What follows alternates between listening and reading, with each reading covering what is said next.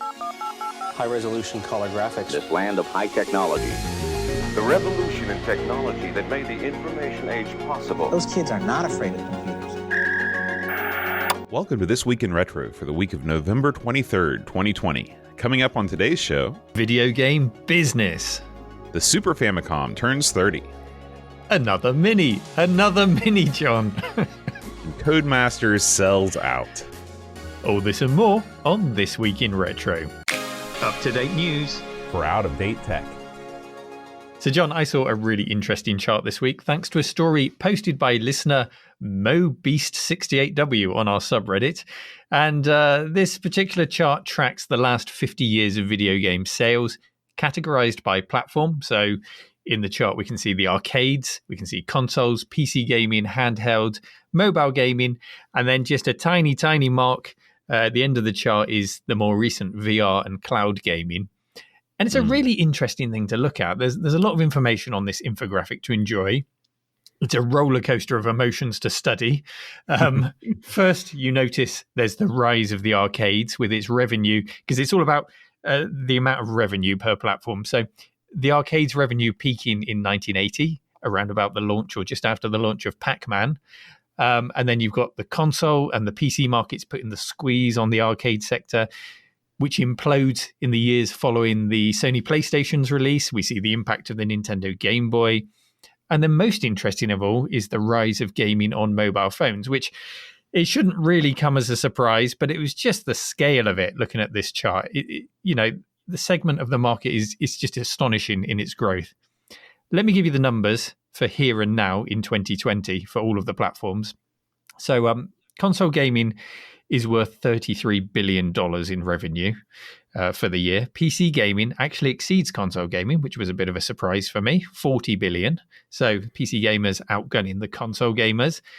But the mobile gaming is greater than both of those things combined at a whopping $85 billion.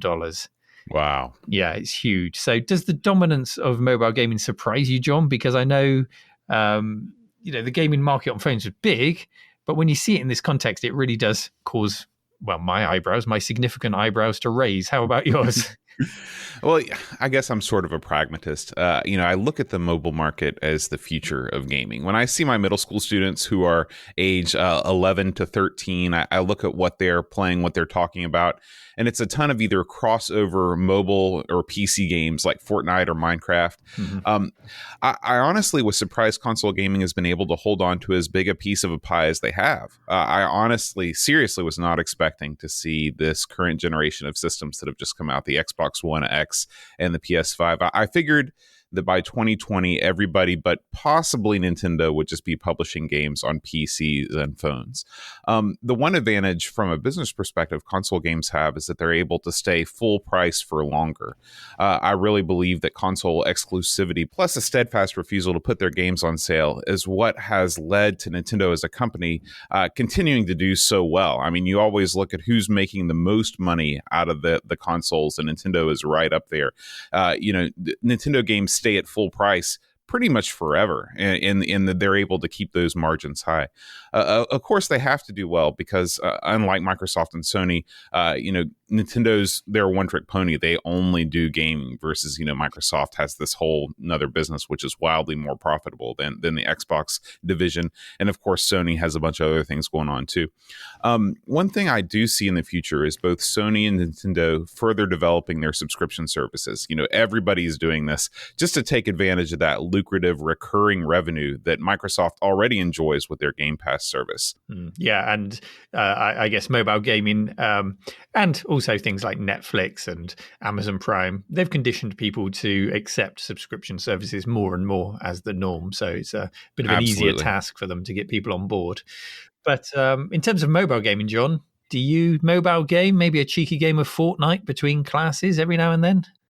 Aside from chess, which I play constantly on my phone and continue to be horrible at, I never play games on my phone. I never got used to the touch controls, the whole virtual D-pad thing. It's never sat right with me. And I don't know.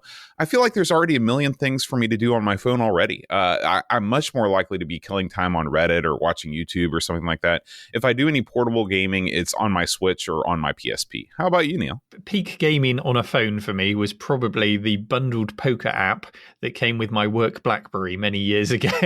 It was probably the first game I played on a mobile phone that had multiplayer built right in with other BlackBerry users around the world, and I was so hooked on that thing. It was pretend money. I wasn't real gambling on this thing. Otherwise, I would have lost a huge amount of money. But yeah, I was really hooked with that. But just like you, gaming on a mobile for me, it's too much of a compromise. The controls are awkward. It drains my battery. So I'm pretty switched off to gaming on my phone these days. But clearly, I'm in the minority looking at these numbers and from your anecdotal evidence of the younger generation. But going back to this chart, there are some great highlights on the chart from the last 50 years of gaming. So I thought maybe we could pick some things out that resonate with us on there. I'll go first. I've picked in 1988, there's a little pop-up on the infographic which highlights, it reads as follows: Sega releases the Mega Drive in Japan and the Genesis in the US. And the reason I like this part of the chart is because you can see here that the arcade revenue is still really fat, while the console revenue, it's getting fatter. It's recovered from the earlier North American crash and the crunch of revenue there on the console segment. But then you've got this nice period where arcades are doing really well, and we still go down to the arcades to be wowed by those games. But then those games are feeding into our home consoles, which are now powerful enough with the Mega Drive to do a pretty good job of recreating those arcades. But we were still really excited to go to the arcades and see what the future looked like. So it's just a nice, exciting time where consoles, arcades are doing well. PC gaming is kind of increasing slowly, but I just like that period. Good memories at that time. What about you? Is there a highlight in the chart that you wanted to pick out? I'm just constantly amazed at how big a business gaming is. I really feel like gaming is ignored by the mainstream press, the mainstream media. It still continues to be ignored in favor of other forms of entertainment. But the gaming industry as a whole is huge. Coming up later on the show, we're going to talk about the acquisition of Codemasters by Take-Two for a pretty substantial sum, but it was dwarfed. It was absolutely dwarfed, Neil, by the $2.5 billion with a B, Microsoft paid for Mojang, which is to say Minecraft, a game that, if you look at it, it looks like a tech demo that a sophomore or comp sci major might have put together for a class project. I mean, I know there's a lot going on under the hood, but $2.5 billion for one game. I looked up the chart of all the countries in the world and their GDP. There are 25 countries in the world that have a GDP less than what Microsoft paid for the rights for one game. It's just insane. But I guess they know what they're doing.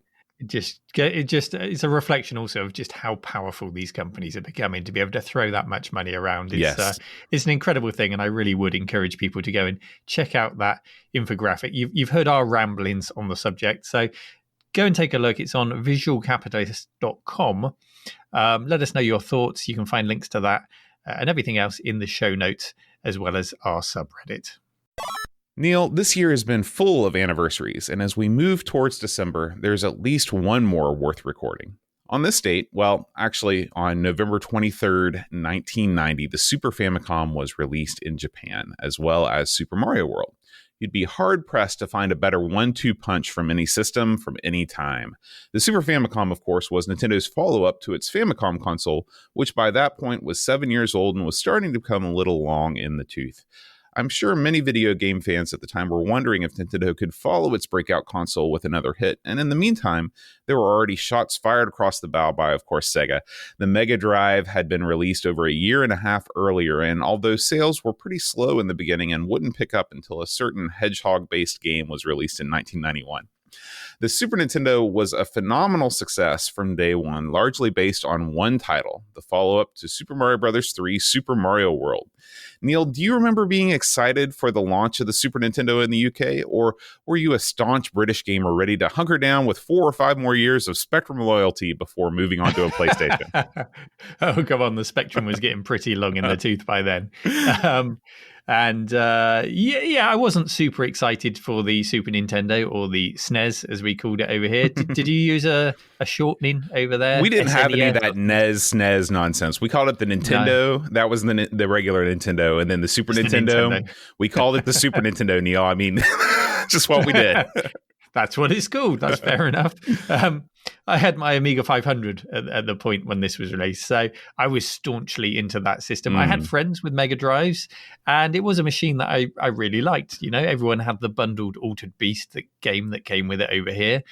Was that a pack-in over there? I believe it was in the very early days. But I didn't even the Mega Drive wasn't even on my radar. One of the things that I read in the article is that the Mega Drive was really hurt at the beginning because it launched within the same window that Super Mario Brothers 3 did, and that game was such a phenomenal success in Japan that it sort of overshadowed the whole system for a long time. So I remember seeing early ads for the Mega Drive, but at the time, I didn't even get a regular Nintendo until after the Mega Drive had already been launched. So I was incredibly behind on the scene. Yeah. So I was seeing the Mega Drive over here long before I got to see a Super Nintendo. Of course, it was launched earlier, but I did. I think the first time I saw a Mega Drive in use, the Super Nintendo had actually been released. But the Super Nintendo didn't really excite me until I visited a friend and we sat down and played 2 specific games on it. And those games were F-Zero and Super Mario Kart. And that's when I got a real taste for not just what the system was capable of technically, but what, I guess, an incredibly talented team of game designers, when you pair them up with a really tight quality control that you had at Nintendo, what that combination can produce, both immensely playable and enjoyable games, those two. And, this was nothing new. That tight quality control had been a part of the NES, Nintendo.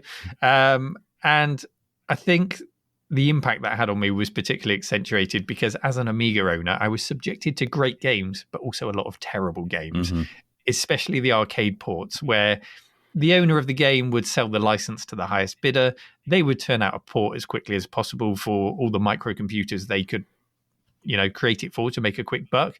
And there was no gatekeeping. There was nobody there saying, hang on a minute, this port of Outrun, for example, is utter garbage. You're not putting that out on our platform. Anything went. And, I know Nintendo's gatekeeping wasn't without its negatives, but when it worked, it just worked so well. And you got your Mario Karts and your F-Zeros and all of your other games like that as a result of it. So that's what struck me with the Super Nintendo, was just quality. I think is in one word, just quality. How about you, John? Well, as I said, the Mega Drive, or the Genesis as it was known here, was not even on my radar as a Nintendo owner back then in the early 90s. But I did know about the impending launch of the Super Nintendo, and I'm not going to lie to you, Neil, it made me sad. I just gotten a Nintendo, and in my favorite magazine, of course, Nintendo Power, I could already see the writing on the wall. Each issue was hinting at this new system. And I just knew, and this comes from being an Atari 8-bit fan that watched its coverage in the magazine's wane in light of the ST, that the Super Nintendo was going to take over the spotlight from my beloved NES sooner rather than later. Happily, I only had to wait a year or two after the North American release before getting a Super Nintendo for my birthday. I don't think it ever really had the same magic the original Nintendo system did for me. Neil, I used to literally have dreams about playing the Nintendo. That's just how much I wanted one. Most people dream about being able to fly or, going to the moon or something. I used to dream about playing Super Mario Brothers, and I love those dreams. But anyway, I certainly put hundreds of hours into a bunch of Super Nintendo games. Final Fantasy III, Chrono Trigger. The SNES was also my first exposure to games. See, you're making me do it. The UK pronunciation is rubbing off on me. That's with a Z.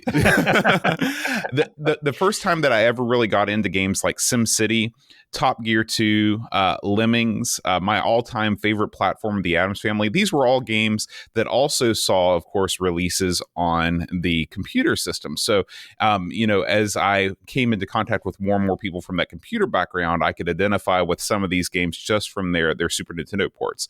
You might think that Lemmings on a console would have been awful, but the port is actually pretty good. Again, I really think that because of the added expense of producing cartridges for machines and Nintendo's, kind of quality control, a lot of the computer ports, they put a lot of thought into how to best do it without a mouse, But here's a fun fact. When I lived in Korea, I picked up a console called the Hyundai Super Comboy. Okay. And this thing was identical to a Super Famicom. And I did some research about it. And it turns out that until the late 90s, it was illegal for Japanese consoles to be imported into Korea because of the contentious history between the two countries. So what Hyundai and Samsung did was they licensed the consoles from Nintendo and Sega. So I also have a game or two for the Samsung Saturn as well. Neil, what's a good Super Nintendo memory you have? Playing Street Fighter 2 for the first time on a Super Nintendo. What a port that was. Yes. While I was swapping discs and waiting minutes for a round to start on my Amiga and then fighting with a one-button joystick, this little console seemed to have all the power in the world that it needed to deliver a perfect game of Street Fighter 2. It was a hard pill to swallow seeing my 16-bit system get utterly eviscerated by another 16-bit system with that game. But I got over it, and I loved visiting my friend. His name was Guy. I used to go and visit him to play Street Fighter 2 on his Super Nintendo, and it was just glorious. Good memories of that game. Yeah. Unfortunately, it looks like the 30th anniversary of the Super Famicom has come and gone with nary a special release from Nintendo themselves. Kind of a shame after so much fanfare was made for the 35th anniversary of Super Mario Brothers, though I guess they feel like they can't spread this kind of thing on too thick. Still, though, a good time to reflect on one of the greatest consoles of all time. So, John, are you ready for another mini announcement? No, but I guess I'm going to hear about it. Tell me about it, Neil.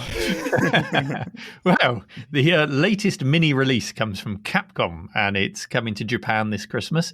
It's a mini arcade that looks like a compact 6-button arcade stick with an 8-inch screen attached to it, and it's presented in the very Capcom blue and Capcom yellow. There are 10 games on it, consisting of Mega Man games, different versions of Street Fighter 2 and Super Puzzle Fighter.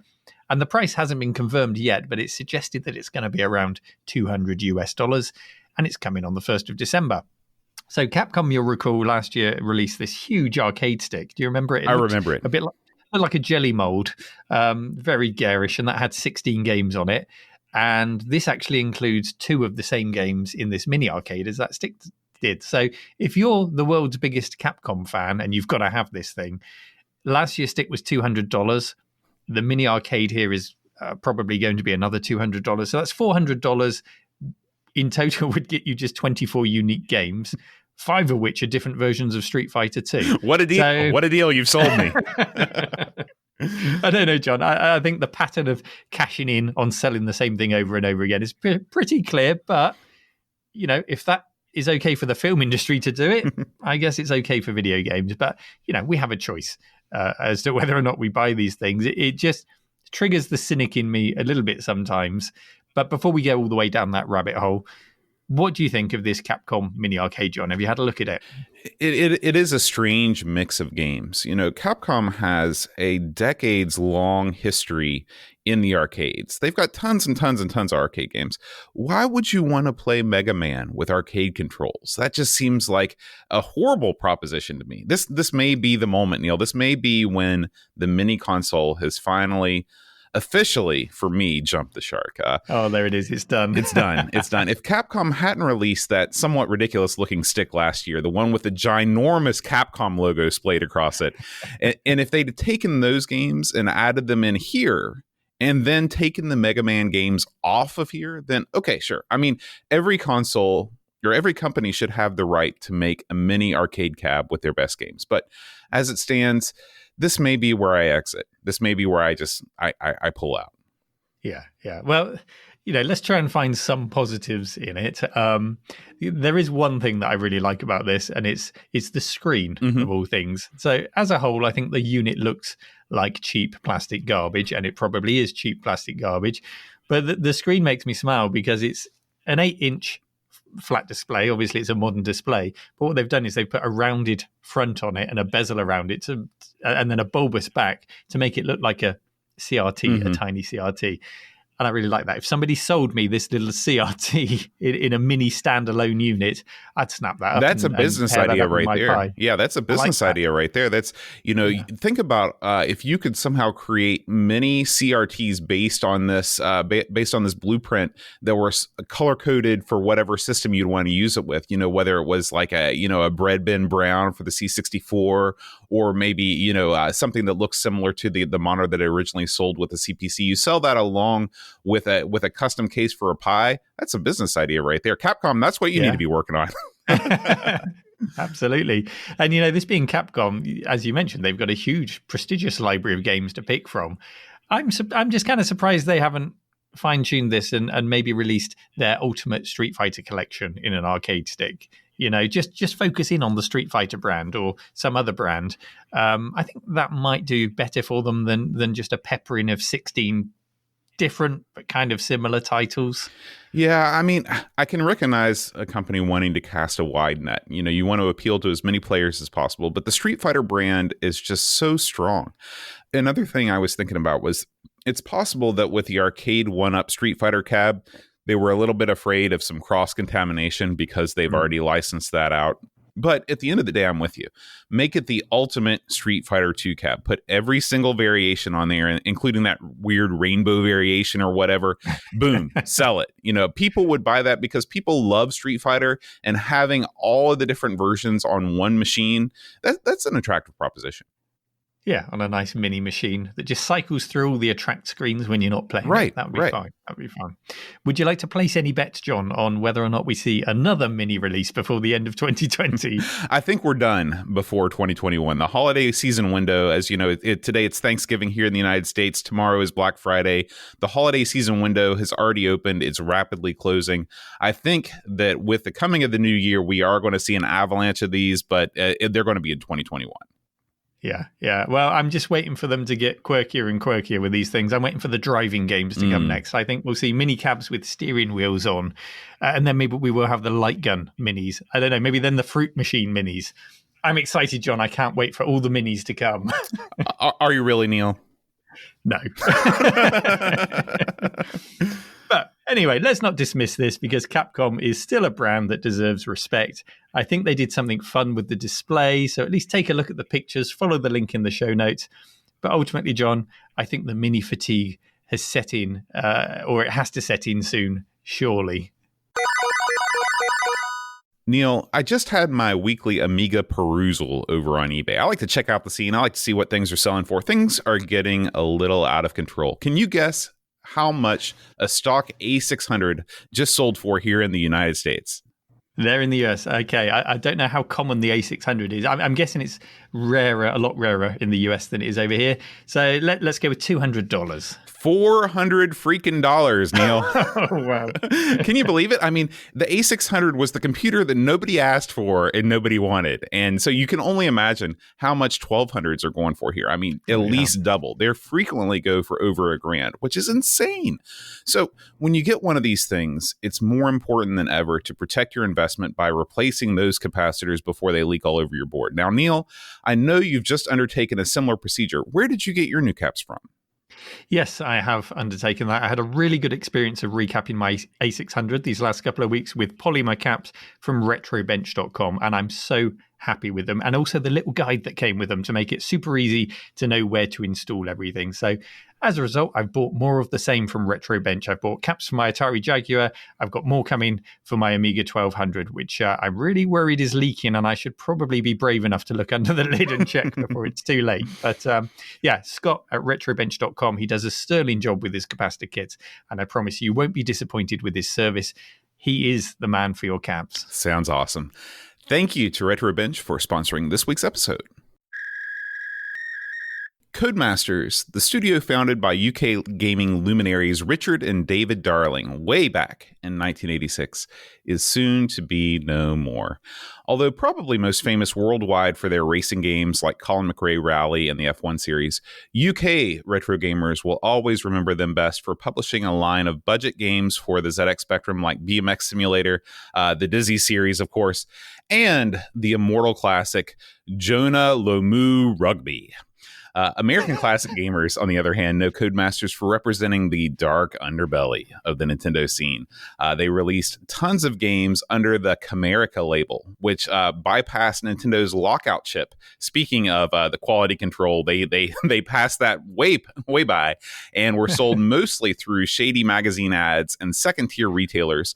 And probably most famously, they are most known for the Game Genie, the cartridge bolt-on device, which allowed players to enter various cheat commands that granted unlimited lives and invincibility, as well as the ability to jump over the flagpole at the end of a level of Super Mario Brothers. The Game Genie was part of my favorite Christmas ever, which I believe was 1991, and that year I received Final Fantasy, a Game Genie, and a Game Boy. It was the greatest Christmas of all time, Neil. I cleaned up. What were some of your favorite Codemasters titles?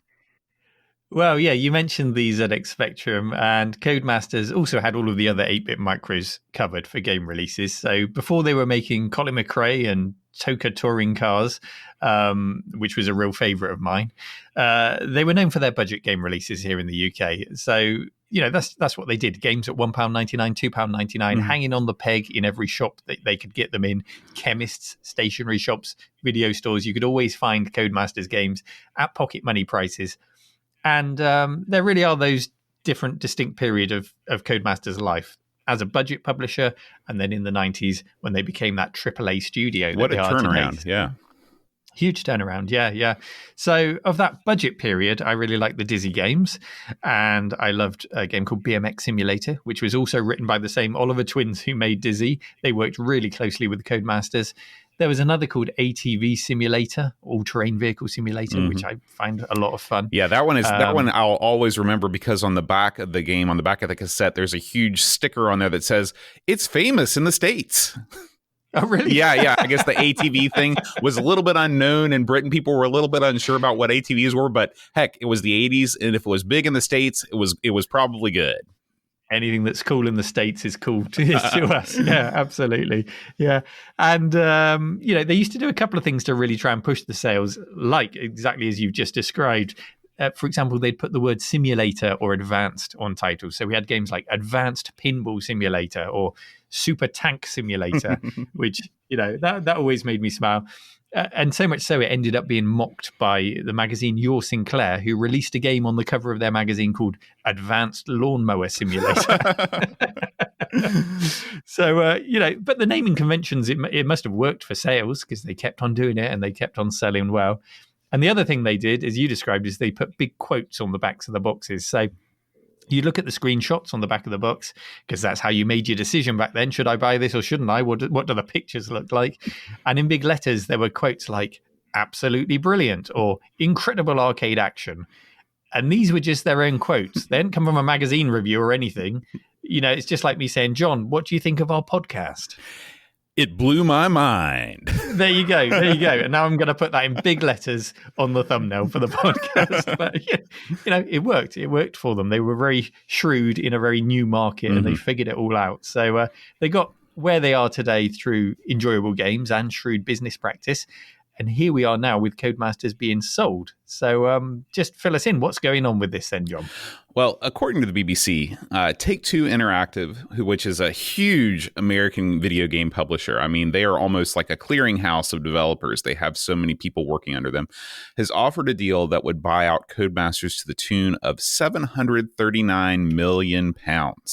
It's uncertain what the buyout would entail in terms of what studio would remain open, which ones would close. But Codemasters is currently located, of course, in Southam, Warwickshire. I'm sure I'm saying that exactly correctly. How would you actually say that? Warwickshire. Yeah. You have Warwickshire Castle there. It's a beautiful place. Is Codemasters actually located inside the castle?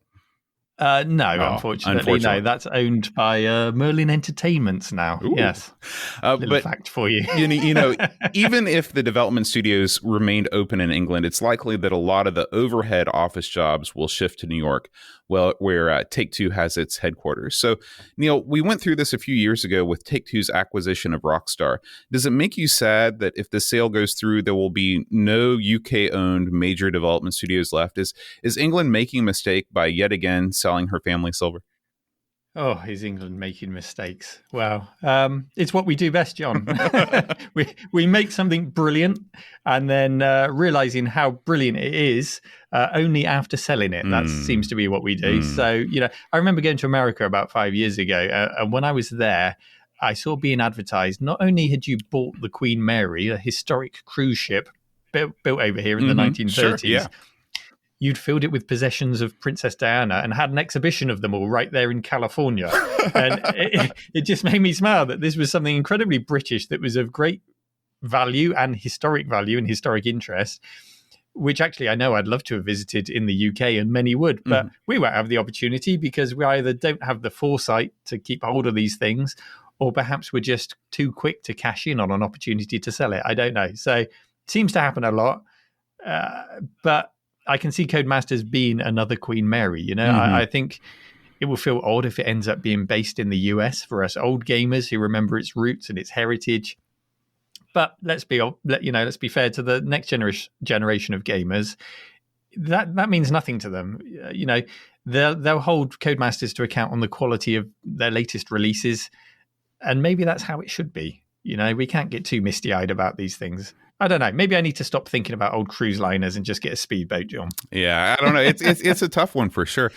From a business perspective, that valuation would be a hard one for shareholders to turn down. I mean, remember, we're talking about publicly traded companies here, and you've got to do what will make you the most profit. And that's the one thing that Take-Two and American firms in general, American companies know how to make money, Neil. I don't know if you've noticed that, but there's some big corporations around here. I do feel sadness about Codemasters as an not just a UK firm, but an independent studio shutting down is always a little bit sad, especially one that's been at it longer than almost everybody. And I do think that there's nothing wrong with a little bit of pride in one's nation when it comes to successful companies being headquartered there. But, in today's globalized world, I don't think it's going to affect the quality of the games. Everybody is making great games, and I don't think that that's going to stop with this acquisition. I don't think that Rockstar's output has demonstrably suffered since they were acquired. I do wonder about, are they going to start putting more things like loot boxes or, subscription required games in it just to kind of juice the profitability of these games. But we don't know if Codemasters would have stayed independent if they wouldn't have introduced those same things either. So I'm sure we're going to see annualized versions of the Cody's most successful franchises remain right on target for a long time to come. So thank you for listening to This Week in Retro. Join our show subreddit and contribute your favourite stories from the world of retro. Help us spread the word about the show by leaving us a review on your podcast app of choice, sharing our Facebook page, or just telling a retro-loving friend. See you next week for more up-to-date news for out-of-date tech.